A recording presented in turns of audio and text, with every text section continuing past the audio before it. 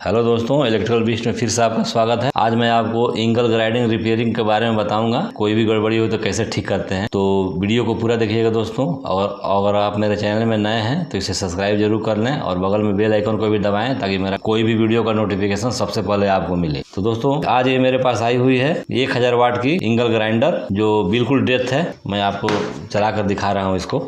सबसे पहले testing series lamp में ही इसको चेक किया जाता है दोस्तों। कोई भी एंगल ग्राइंडर आए तो इसको स्विच ऑन करने पर टेस्टिंग लैम्प का बल्ब ग्लो होनी चाहिए।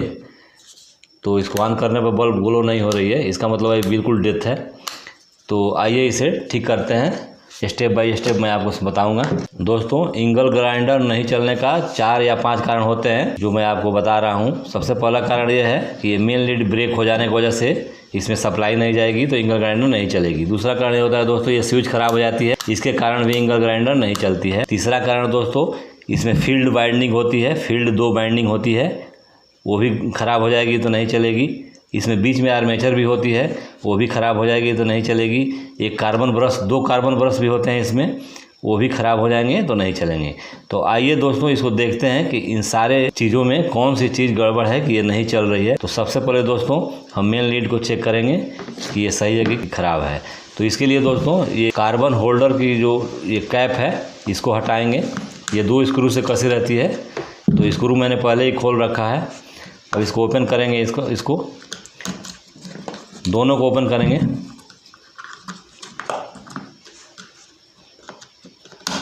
दोस्तों, ये ओपन हो गई। ये आपको दिखाई दे रहा है कार्बन लगी हुई है, 2 कार्बन इसमें रहते हैं, एक यहाँ पे और एक इस होल्डर में। दोनों कार्बन आर्मेचर से टच करती है। तो हम लोग को सबसे पहले वायर चेक करना है। तो वायर चेक करने के लिए इस कवर को, बैक कवर को खोलना पड़ता है। तो ये 2 स्क्रू से खुलती है दोस्तों। ये यहाँ पे 2 स्क्रू लगी रहती है, इसको ओपन कर लेते हैं। तो दोस्तों, इसकी बैक कवर खुल गई। ये इसके स्विच है जो आपको दिखाई दे रहा होगा, ये यहीं पे सेट रहते हैं। इसकी मेन लीड एक गई है स्विच में, ये स्विच वाली टर्मिनल में, और एक डायरेक्ट फील्ड वाली टर्मिनल में जा रही है ये। तो आइए सबसे पहले चेक कर लेते हैं मेन लीड को। इसके लिए सीरीज टेस्टिंग लैम्प की आवश्यकता होती है दोस्तों, जो मेरे पास पड़ी हुई है पहले से। तो सबसे पहले हम इस मेन लीड को चेक करते हैं। इसको आप मल्टीमीटर से भी चेक कर सकते हैं। ये मेन लीड की एक वायर सही है बिल्कुल, और दूसरी वायर ये आ रही है।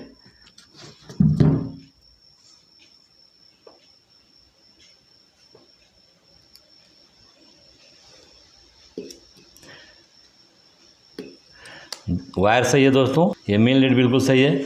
अब आइए हम चेक करते हैं इसके फील्ड को। फील्ड बाइंडिंग को चेक करने के लिए दोस्तों, इसी मेन लीड के दोनों टर्मिनल से दोनों कार्बन ब्रश पे चेक किया जाता है। तो एक टर्मिनल से एक कार्बन ब्रश पे चेक किया जाता है, देखिए, यानी एक फील्ड बिल्कुल ठीक है। और दूसरी फील्ड चेक करने के लिए दूसरे कार्बन ब्रश के टर्मिनल पर दूसरे पिन से, ये दूसरे पिन से चेक किया जाता है। स्विच को ऑन करके चेक करना चाहिए दोस्तों। ये स्विच ऑफ है, स्विच ऑन करके ही फील्ड चेक करनी चाहिए। मैंने स्विच को ऑन कर दिया है, देखिए ये दूसरे पिन से ये भी फील्ड सही है। तो दोस्तों, फील्ड बाइंडिंग भी बिल्कुल ठीक है, और फील्ड बाइंडिंग के साथ साथ दोस्तों स्विच भी ठीक है, क्योंकि स्विच के थ्रू ही फील्ड बाइंडिंग में सप्लाई जा रही है। इसका मतलब हुआ स्विच भी सही है। अब चेक करते हैं कार्बन को दोस्तों। तो कार्बन तो साफ दिखाई दे रही है कि कार्बन टच कर रही है, थोड़ी छोटी हो गई है, लेकिन कार्बन आर्मेचर से टच कर रही है दोनों साइड वाली।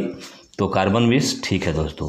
तो इसके बाद से आता है बारी आर्मेचर की दोस्तों। तो अब आर्मेचर चेक करने की सबसे आसान तरीका होता है, दोनों कार्बन होल्डर में टेस्टिंग सीरीज लैंप लगाएंगे तो बल्ब ग्लो करनी चाहिए, तो समझ लिया जाएगा कि आर्मेचर भी सही है। तो आइए हम टेस्टिंग लैंप से चेक करते हैं दोनों टर्मिनल को। तो दोस्तों, कार्बन होल्डर के दोनों टर्मिनल पर टेस्टिंग लैंप नहीं जल रही है, इसका मतलब हुआ कि इसका आर्मेचर ब्रेक है, यानी ख़राब है। तो आइए इसे देखते हैं, आर्मेचर को ओपन करते हैं कि आर्मेचर में कहाँ फॉल्ट है। तो दोस्तों, आर्मेचर को ओपन करने के लिए यहाँ पे 4 स्क्रू लगे रहते हैं इसके फ्रंट पे। तो इसको चारों स्क्रू को खोलेंगे। इसके पहले दोस्तों एक मार्क जरूर लगा लेना चाहिए कि हमारी जो इसका फ्रंटियर है सेट करते समय सही जगह पे सेटिंग हो। तो इसलिए मैं इसको ब्लैक मार्कर से मार्क लगा दिया हूँ पहले से ही। तो इसको ओपन करते हैं। तो दोस्तों मैंने इसको ओपन कर लिया है। यही आर्मेचर है जो मेरे हाथ में दिखाई दे रही है। मैं फील्ड को इधर रख रहा हूँ क्योंकि ये बिल्कुल ठीक है।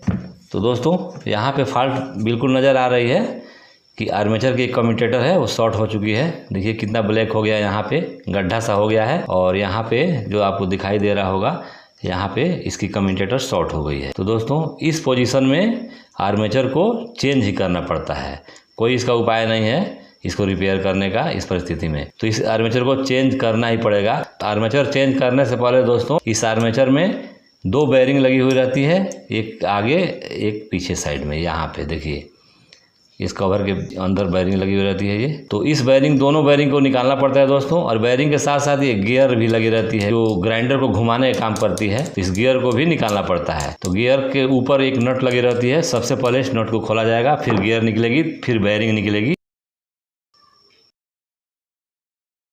दोस्तों ये बेयरिंग है। अब ये बेयरिंग थोड़ा सा हार्ड है, खींचने से नहीं निकल रही है। तो इसको यहाँ पे स्क्रू ड्राइवर लगाकर चोट पहुँचाना पड़ेगा, फिर नीचे आएगी। और सेम इस बेयरिंग को भी इसी तरीके से निकालना पड़ेगा।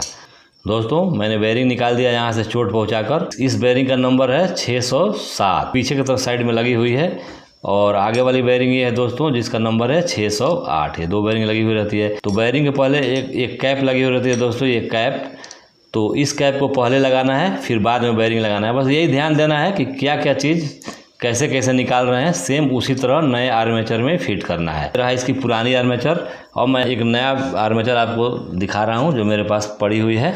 ये इसकी पैकिंग है, बिल्कुल पैक आर्मेचर है। इसका नंबर है DW801। तो देखिए दोस्तों ये आर्मेचर सेम है जिसकी मार्केट में कीमत है 350 रुपये। मेरे यहाँ इसकी कीमत 350 रुपये है। बड़े शहरों में और भी थोड़ा सा कम रेट में ही मिल सकते हैं। ये बहुत अच्छी क्वालिटी है दोस्तों। देखिए सेम बनावट इस आर्मेचर की यही है। तो आइए इसको फिट करते हैं। सबसे पहले इसमें बेयरिंग लगा लेते हैं कि कौन सी बेयरिंग कहाँ थी।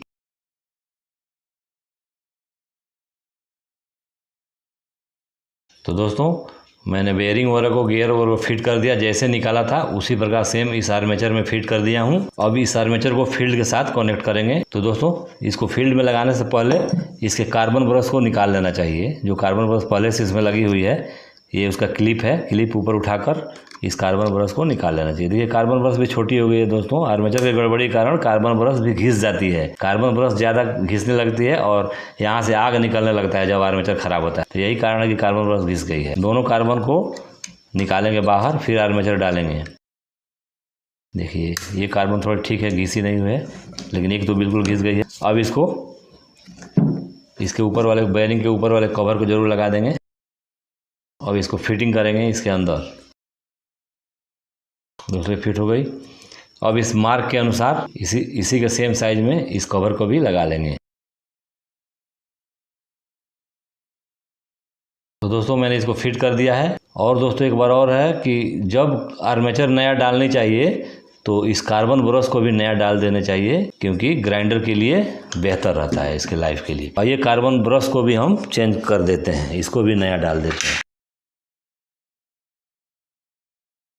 इसमें पिन होता है दोस्तों, यहाँ पे यही पिन जाकर यहाँ पे क्लिप में लग जाती है। इसका वीडियो मैं पहले दे चुका हूँ दोस्तों, अगर आपको देखना है तो ऊपर आई बटन दबाकर देख सकते हैं, कार्बन बदलने का वीडियो।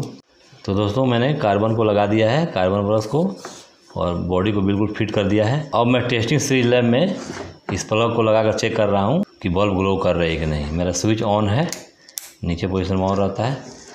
देखिए, हाँ देखिए दोस्तों, अब टेस्टिंग लैंप में लगाने से बल्ब ग्लो करने लगी। इसका मतलब है इसका फिटिंग सही है। अब इसको बिल्कुल ठीक करके यहाँ पे कवर लगाकर और फिर आपको मैं चेक करके दिखाता हूँ। तो दोस्तों मैंने इसको बिल्कुल फिट तक कर लिया है। ये जैसे खोला था वैसे इसको बिल्कुल फिट कर लिया है। अब आइए इसको सप्लाई देकर चेक करते हैं कि ये चल रही है कि नहीं। तो इसमें डायरेक्ट सप्लाई मैं दे रहा हूँ, अब सीरीज से नहीं। स्विच ऑन कर रहा हूँ। अब यहाँ पे जो स्विच है उसको ऑन कर रहा हूँ।